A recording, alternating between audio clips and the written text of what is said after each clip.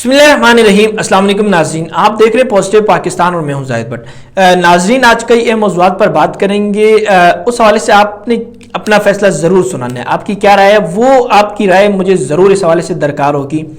تو ناظرین بات شروع کرتے ہیں۔ سب سے پہلے سینئر صحافی و تجزیہ کار ہارون رشید صاحب سے، انہوں نے یہ دعویٰ کیا ہے کہ جو عمران خان صاحب اب مڈ ٹرم الیکشن چاہ رہے ہیں، وہ چاہ رہے ہیں کہ اسمبلی کو تحلیل کیا جائے اور ری الیکشن کروائی جائے۔ یہ عمران خان صاحب کے حوالے سے انہوں نے یہ دعویٰ کی ہے۔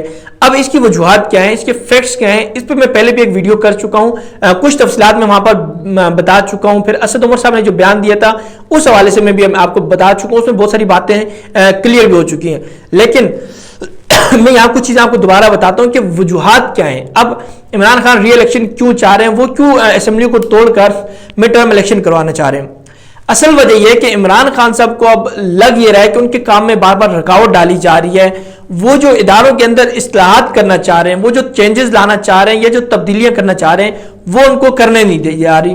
دوسری بات، جو عوام سے انہوں نے وعدے کیے تھے، جن چیزوں کے نام پر انہوں نے ووٹ لیا تھا، جن میرٹس کی بنیاد پر عمران خان کو سلیکٹ کیا تھا یا وہ اس کرسی تک آئے تھے، وہ میرٹس پر اب پورا شاید نہیں اتر رہے۔ ان کے عوام کے ساتھ کیے گئے دعوے ان سے پورے نہیں ہو رہے۔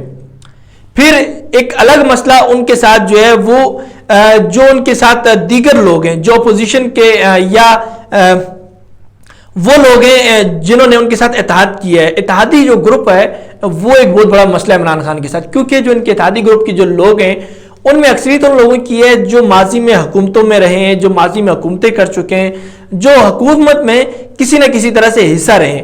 اب وہ لوگ عمران خان کو پریشان کرتے ہیں کہ ہمارے جو کیسز ہیں وہ ختم کیے جائیں، ہمیں ریلیف دیا جائے۔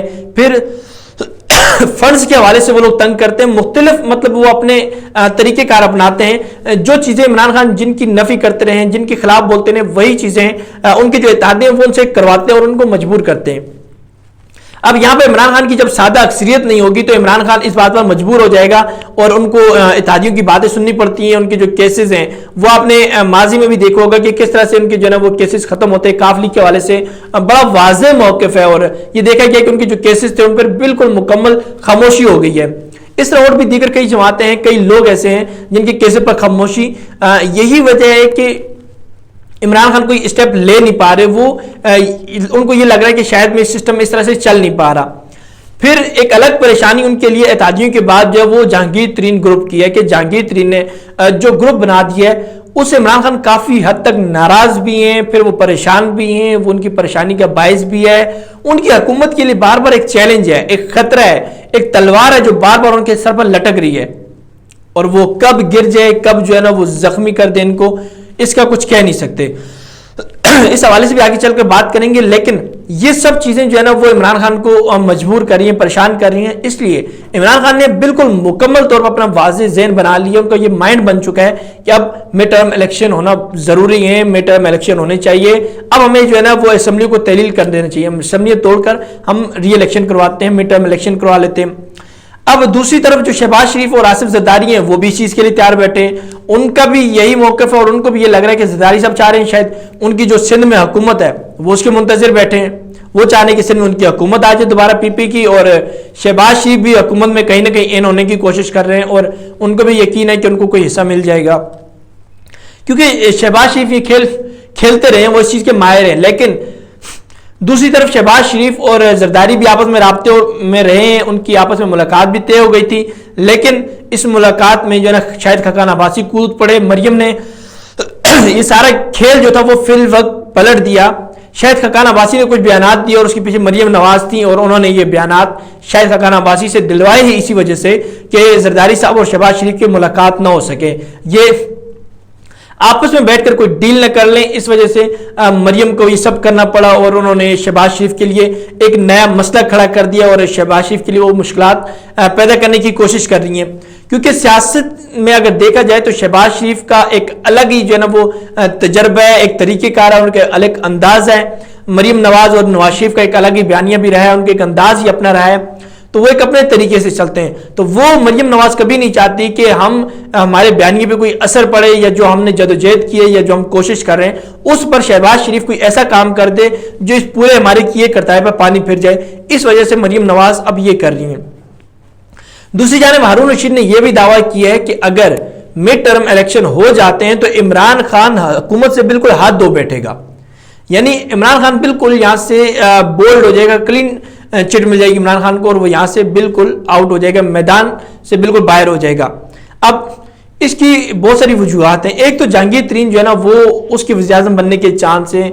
उसकी वजह यह कि एक तो वो ठंडे दिमाग का मालिक है, लोगों को साथ मिलकर चला लेता है, वो डीलिंग का माहिर है, वो शख्स डील कर लेता है। इमरान खान के लिए उसने क्या कुछ नहीं किया, कितनी डीलिंग की है तो वो डील कर लेता है। दूसरी जानिब हारून रशीद ने एक और उनके हवाले से ये कुछ अल्फाज इस्तेमाल किए कि वो दोस्तों को साथ लेकर चलने वाला बंदा है, फिर वो ठंडे दिमाग का मालिक है, लोगों का लिहाज कर लेता है वो, मतलब इस तरह के अल्फाज उन्होंने इस्तेमाल किए।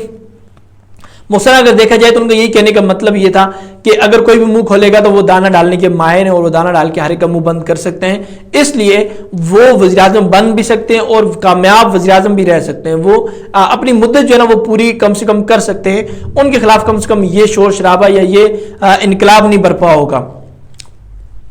फिर दूसरी जानिब शहबाज शरीफ के साथ भी इनका राब्ता मौजूद है, कहीं ना कहीं जो है ना वो जहांगीर तरीन के शहबाज शरीफ से राब्ता है, हालांकि उन्होंने अपने प्रेस कॉन्फ्रेंस में इस बात की नफी की थी कि मेरा कोई किसी से, किसी दीगर जमात से या किसी से भी मेरा कोई राब्ता नहीं है, लेकिन अंदरूनी ज़राए की यही खबरें हैं, उनसे यही खबरें मिलती हैं कि इनका शहबाज शरीफ के साथ राब्ता मौजूद है और अगर ये नून लीग में चले जाते हैं तो उस वजह से एक तो पीटीआई को तो बड़ा झटका लगना ही लगना है, लेकिन इनका पलड़ा भी जो है ना वो नून लीग में काफी भारी रहेगा, वहां पर भी इनको वाफिर मिकदार में हिस्सा मिलने के चांस हैं। और अब यही सब वजूहात है कि जिनकी बुनियाद पर अब इमरान खान जो है ना वो ये सोच रहा है कि अब री इलेक्शन होने चाहिए, मिड टर्म इलेक्शन होनी चाहिए, असेंबलियों को तोड़ा जाए और इमरान खान दोबारा अवाम के पास जाने की कोशिश कर रहा है। गुज़िश्ता रोज भी आपने देखा होगा कि इमरान खान फिर जो है ना एक बार दोबारा वो बगैर प्रोटोकॉल के वो बाजारों में निकले, बाहर आवाम से बात करने के लिए निकले, वो सड़कों पर आपको बगैर प्रोटोकॉल के नजर आए होंगे। तो अब इसका यही मतलब है कि इमरान खान अब कोशिश कर रहा है कि अब वो दोबारा उस अवाम के पास जाए जिससे वो पहले एक बार वोट लेकर यहां तक पहुंचे थे, अब वो शायद इस अवाम से सादा अक्सरियत चाहते हैं। अब मेरे ख्याल से खान ये चाह रहे हैं कि अब दोबारा उसी अवाम के पास जाएं जिसके साथ किए हुए वादे तो हम पूरे न कर सके, लेकिन उस अवाम से एक बार फिर हम सादा अक्सरियत मांगें, उस अवाम के साथ दोबारा हम गिले शिकवे करके हम ये कहें कि हमें तो आपने वोट देकर यहां पहुंचाया था, लेकिन उस तरह से नहीं पहुंचा सका था कि जिससे हमारे दोनों हाथ खुले होते, हमारे हाथ आजाद होते, हमारे हाथ आजाद नहीं है, हम कुछ कर नहीं पाए, दोबारा अवाम से इन वोटों की बात करेंगे। इस हवाले से नाज़रीन आपकी क्या राय है, अपनी कीमती राय जरूर दीजिएगा। आपकी राय की बहुत कदर है, बहुत कीमत होती है आपकी राय की, आपकी राय को हम अप्रिशिएट करते हैं, हमें हर वक्त आपकी राय की जरूरत रहती है। अपनी कीमती राय जरूर दीजिएगा कमेंट्स में। वीडियो आपको पसंद आए तो लाइक किया करें, शेयर जरूर किया करें और अपना बहुत सारा ख्याल रखिएगा। मुझे अगली वीडियो तक इजाजत दीजिए, मजीद खबरें और तफसीलात मैं आपके सामने पहुंचाता रहूंगा। अब तब तक के लिए अपना ख्याल रखिएगा। अल्लाह हाफिज।